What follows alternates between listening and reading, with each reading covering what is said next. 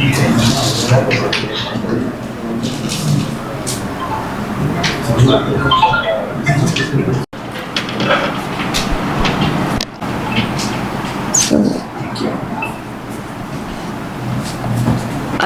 నమస్కారం అండి. So election commission ఆదేశాల మేరకు మీ అందరికీ తెలుసు 9/10/2023కి షెడ్యూల్ తెలంగాణ స్టేట్ లెజిస్లేచర్ అసెంబ్లీకి సంబంధించిన షెడ్యూల్ ఎలక్షన్ కమిషన్ వారు విడుదల చేయడం జరిగింది. ఆ షెడ్యూల్ తర్వాత మనకి ఇమీడియట్గా మన మోడల్ కోడ్ అనేది అమల్లోకి రావడం జరిగింది. GOMS నంబర్ 165 GAD డిపార్ట్మెంట్ ద్వారా మనకి 3/11/2023కి నోటిఫికేషన్ అనేది లెజిస్లేచర్ అసెంబ్లీకి సంబంధించి ఎలక్షన్ నోటిఫికేషన్ విడుదల చేయడం జరిగింది. దాని సందర్భంగానే గజెట్ నెంబర్ 371 ఆఫ్ 30/11/2023 అనేది గజెట్ కూడా విడుదల చేయడం జరిగింది. నోటిఫికేషన్కి సంబంధించి మనం చూసుకుంటే date of issue of gazette notification is 3/11/2023 Friday. మీ అందరికీ తెలుసు last date of nomination was 10/11/2023, that was last Friday. Date of scrutiny of the nomination 13/11/2023 Monday. And today was the last date for withdrawal of the nominations. So first and date of poll, as you all know, chala mukyamaina roju, that is on 30/11/2023. Day time is from 7 AM till 5 PM in all the 3 assembly constituencies, that is Korutla 21, 20, Jagityal 21 and Dharmapuri 22. So time కూడా మనకి state ECI వారు ఇవ్వడం జరిగింది. కొన్ని నియోజకవర్గాలు across Telangana 4 గంటలకే close అవుతుంది, కానీ జిల్లాలో ఉండే 3 నియోజకవర్గాల్లో కూడా పొద్దున్న 7 గంటల నుంచి 5 గంటల వరకు ఈ పోలింగ్ ప్రాసెస్ అనేది పోల్ డే నాడు ఓటర్స్ ఓట్ వేయడానికి రావచ్చు. So important information that has to be shared press ద్వారా మాకు ఇప్పుడే నేను చెప్పినట్టు last date withdrawal of the candidate ఈరోజు ఉండింది. So for example 1 by 1 will go. Korutla నియోజకవర్గంకి సంబంధించి 25 క్యాండిడేట్స్ నామినేషన్ ఫైల్ చేయడం జరిగింది. దాని తర్వాత స్క్రూటినీ తర్వాత వ్యాలిడ్లీ నామినేటెడ్ క్యాండిడేట్స్ 20 మంది. నిన్న ఈరోజు విత్డ్రాల్ ప్రాసెస్లో భాగంగా నిన్న ఒకళ్ళు, ఈరోజు 4, టోటల్ 5 మెంబర్స్ విత్డ్రా చేసుకోవడం జరిగింది. And final number of contesting candidates for Korutla assembly constituencies 15. So నోటాతో కలిపి మనకి 16 టోటల్ ఉంటారు. అదేవిధంగా జగిత్యాల్ అసెంబ్లీ కాన్స్టిట్యుయెన్సీకి సంబంధించి టోటల్ క్యాండిడేట్స్ 21. దానిలో వ్యాలిడ్లీ నామినేటెడ్ స్క్రూటినీ తర్వాత 19 మంది మిగిలారు. Candidates who set of nominations were rejected, అంటే స్క్రూటినీ తర్వాత 2 రిజెక్ట్ చేయడం జరిగింది 13th నాడు. విత్డ్రాల్ ఈరోజు 4 చేసుకోవడం జరిగింది. So total number of contesting candidate after final withdrawals is 15, నోటాతో కలిపి 16. సో అదేవిధంగా ధర్మపురి అసెంబ్లీ కాన్స్టిట్యుయెన్సీకి సంబంధించి టోటల్ క్యాండిడేట్స్ 18, వ్యాలిడ్లీ నామినేటెడ్ 18. మన స్క్రూటినీ అప్పుడు ఎలాంటి రిజెక్షన్స్ చేయలేదు. విత్డ్రాల్ ఈరోజు 3 కావడం జరిగింది. So total 15 contesting candidates. So all 3 నియోజకవర్గాల్లో కోరుట్ల, జగిత్యాల్ మరియు ధర్మపురిలో బరిలో ఉండే కంటెస్టింగ్ క్యాండిడేట్ 15. అన్నిట్లో 15. Last is the NOTA, that would be 16. So ఇప్పుడు మన ఆర్ఓస్ అందరు కూడా అలాట్మెంట్ ఆఫ్ సింబల్స్ చేయడం జరుగుతుంది. బేసిక్గా రిజిస్టర్స్ పార్టీస్కి ఆల్రెడీ సింబల్ ఉంటుంది. రిజిస్టర్డ్ అన్రికగ్నైజ్డ్ పొలిటికల్ ఎవరైతే ఉంటారో ప్లస్ ఇండిపెండెంట్ ఎవరైతే ఉంటారో వాళ్ళకి సింబల్, వాళ్ళ ప్రయారిటీ ప్రకారం సింబల్ కేటాయించడం జరుగుతుంది. ఆ ప్రాసెస్ అనేది జరుగుతుంది. అది అయిపోయినాక మనకి ఫైనల్గా 7A అనేది పబ్లిష్ చేయడం జరుగుతుంది. సో 7A ప్రకారం మనకి బ్యాలెట్లో వాళ్ళు ఏ విధంగా వస్తారు అనేది ఫైనల్ చేసుకోవడం జరుగుతుంది. ఫైనల్ అయినాక మనకి బ్యాలెట్ పేపర్ అనేది ప్రింటింగ్ చేయడం జరుగుతుంది. Ballot paper as you all know మనకి requirement total number of BUs తో పాటు అదేవిధంగా tender ballot paper at the count of 20 per polling stations. అదేవిధంగా మనకి పోస్టల్ బ్యాలెట్కి సంబంధించి రిక్వైర్మెంట్ని అసెస్ చేసి ప్రింటింగ్ అనేది మనకి చేసుకోవడం జరుగుతుంది అనేది సిఓ గారి ఆఫీస్ నుంచి మనకి ఇన్ఫర్మేషన్ రావడం జరిగింది. So all the ballot papers which are required for ballot paper, అదేవిధంగా మనకి tender ballot paper and postal ballot పేపర్కి రిక్వైర్మెంట్ అంతా కూడా మనకి చర్లపల్లి దగ్గర ఉండే ప్రింటింగ్ ప్రెస్కి మనకి ఒక షెడ్యూల్ విడుదల చేయడం జరిగింది. ఆ సీరియల్ ఆర్డర్ ఉంది. దాని ప్రకారం జగిత్యాల జిల్లాకి సంబంధించి 3 నియోజకవర్గాలకి అక్కడ ప్రింటింగ్ చేయడం జరుగుతుంది. సో ఆ రిక్వైర్మెంట్ అంతా కూడా మనం అసెస్ చేసుకొని మనం ప్రింటింగ్కి ఇవ్వడం జరుగుతుంది. అదంతా కూడా ఈరోజు 7A ఫైనల్ అయినాక copy will be send to the CO office and దాని తర్వాత అసెస్మెంట్ చేసి ఒక బాధ్యత గల మనిషిని అక్కడ పంపించి ప్రింటింగ్ చేపించి as per the ECI guidelines మనం బ్యాలెట్ పేపర్స్ని అన్నీ కూడా రిసీవ్ చేసుకోవడం జరుగుతుంది.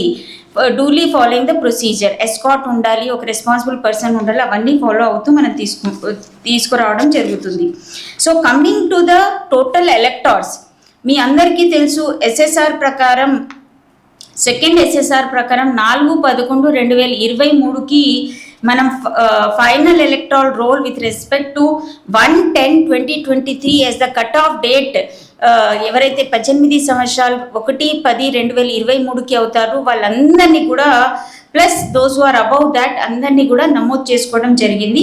ఇప్పుడు మనకి ఫైనల్ ఈ రోల్ అనేది రావడం జరుగుతుంది. ఎందుకంటే 20/10/29 నుంచి మనం తీసుకోలేదు. Last date of receiving of SSR ప్రకారం ఏదైతే డేట్ ఉందో దాని తర్వాత కూడా మనం కొన్ని ఫామ్స్ ఏవైతే ప్రాసెస్ చేయడం జరిగిందో ఫామ్ 6, 7 and 8 ప్రాసెస్ చేసుకోవడం జరిగింది. ఏ ఫామ్స్?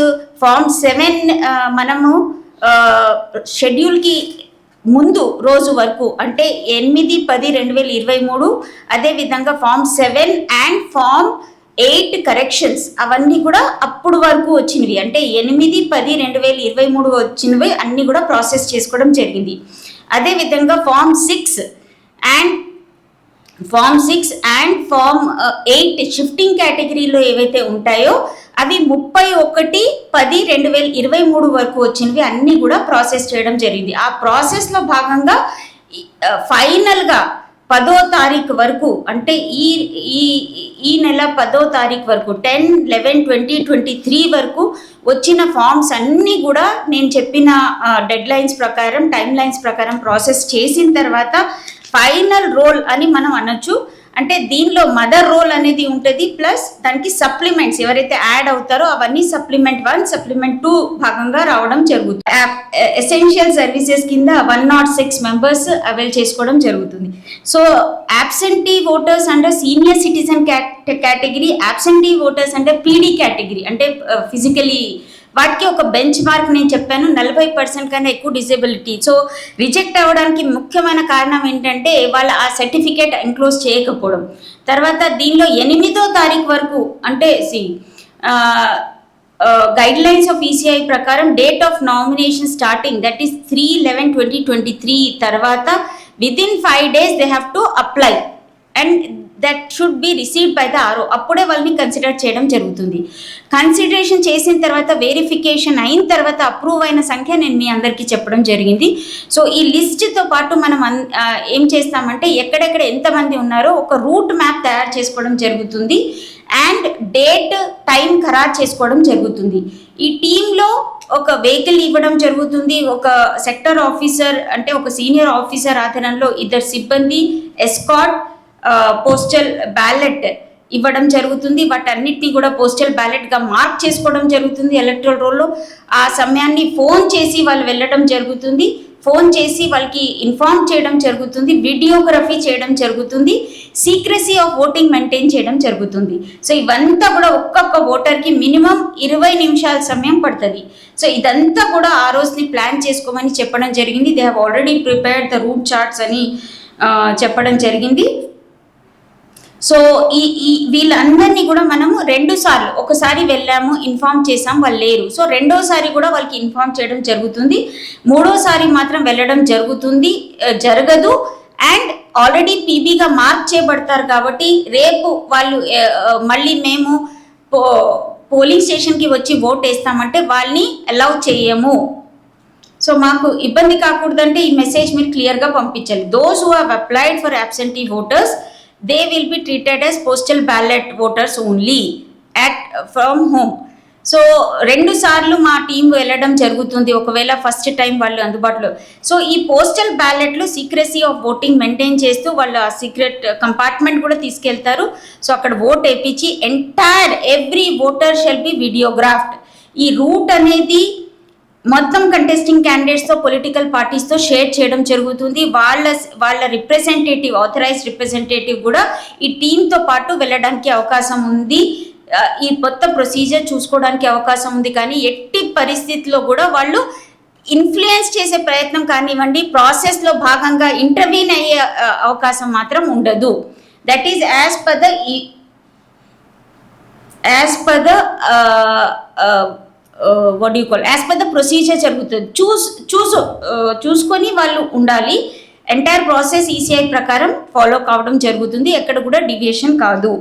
సో ఇది మనం ఈ రకంగా టోటల్ నేను చెప్పినట్టు 1141 ఓటర్స్కి సంబంధించిన రూట్ మ్యాప్ తయారు చేసుకొని డేట్లు టైంలు ఇన్ఫార్మ్ చేసుకొని మనం under videography entire each and every vote మనం ప్రాసెస్ చేసుకోవడం జరుగుతుంది. ఆ రూట్ మ్యాప్ డీటెయిల్స్ కూడా ఆర్ఓఎల్ ద్వారా కంటెస్టింగ్ క్యాండిడేట్స్కి, రికగ్నైజ్డ్ పొలిటికల్ పార్టీస్కి షేర్ చేసుకోవడం జరుగుతుంది.